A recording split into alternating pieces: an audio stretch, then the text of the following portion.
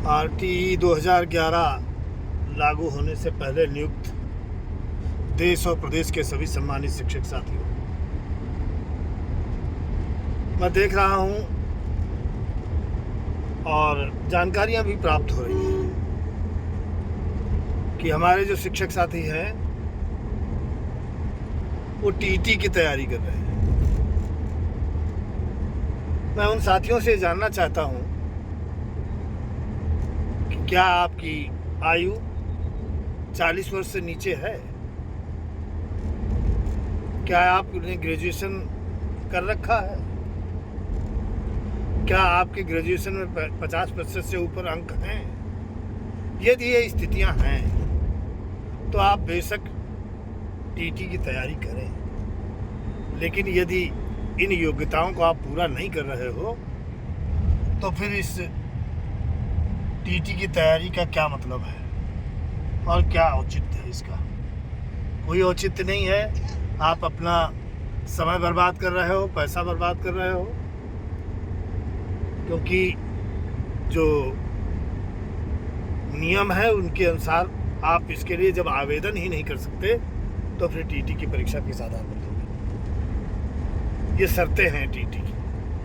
दूसरी बात, मेरा आप सबसे देश और प्रदेश के सभी ऐसे शिक्षक भाइयों बहनों से अनुरोध है कि 24 नवंबर 2025 को दिल्ली के जंतर मंतर पर एक विशाल अनुरोधात्मक सांकेतिक धरना भारत सरकार से अनुरोध करने के लिए किया जा रहा है। उसमें आप सभी लोग अपनी उपस्थिति जंतर मंतर दिल्ली पर दर्ज कराएं और मुझे पूरी उम्मीद है कि आपके इस सांकेतिक धरने से ही भारत सरकार और माननीय शिक्षा मंत्री भारत सरकार आपकी समस्याओं पर सकारात्मक हैं और उनको निदान करने का पूरा प्रयास करेंगे। लेकिन ये मैं आपसे पुनः कहना चाहूँगा कि अगर आपकी 40 साल से आयु ऊपर हो चुकी है, आप 1 जुलाई 1985 से पहले की आपकी ये जन्म तिथि है, तो आपकी तैयारी व्यर्थ है। इसको मत करिएगा। आप ऊर्जा संगठन के साथ लगाइएगा।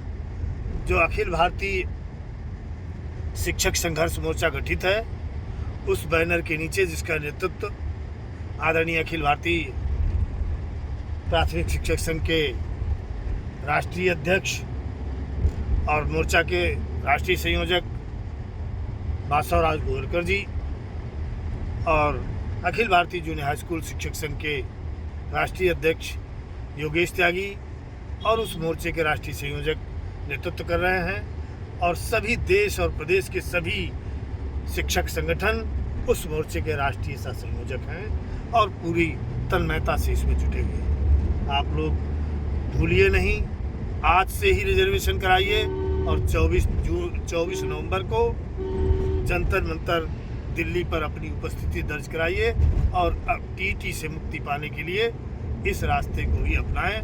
दूसरी तरफ हम न्यायालय में भी हैं और मिसलेनियस एक मुकदमा हमारा 1 तारीख के बाद दायर हो जाएगा। पूरा तैयार हो चुका है, वकालतनामा पर साइन हो चुके हैं, रिव्यू आप जान ही चुके हो, रिव्यू संगठन की तरफ से पहले ही डाला जा चुका है।